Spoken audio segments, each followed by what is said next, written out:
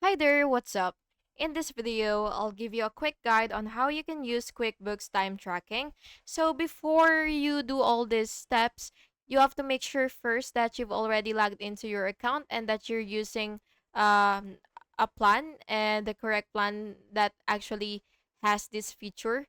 So once you've made sure that you actually have this feature, is you will go to the time section, and then you will choose why you want to track hours, and then you will choose if you want basic time tracking in QuickBooks Online or if you want to try a QuickBooks Time account with more time tracking features, and either way you can access timesheets from QuickBooks Online.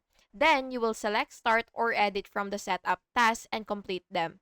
And then you will just have to adjust your time tracking preferences by going to settings and then click account and settings. Then you will select the time tab and select edit to each section to set your time tracking preferences.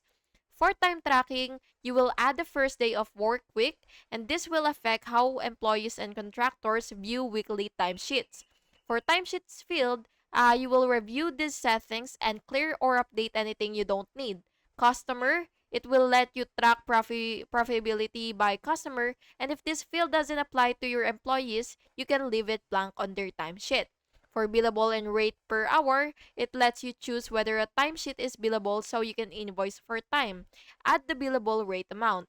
For class, it lets you track your business in a custom way, like departments, product lines, or locations.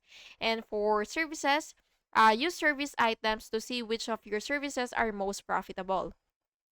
And yeah, that's basically just it. And I hope you found this video helpful. And if you did, please make sure to like and subscribe for more videos like this. Thank you and have an awesome day.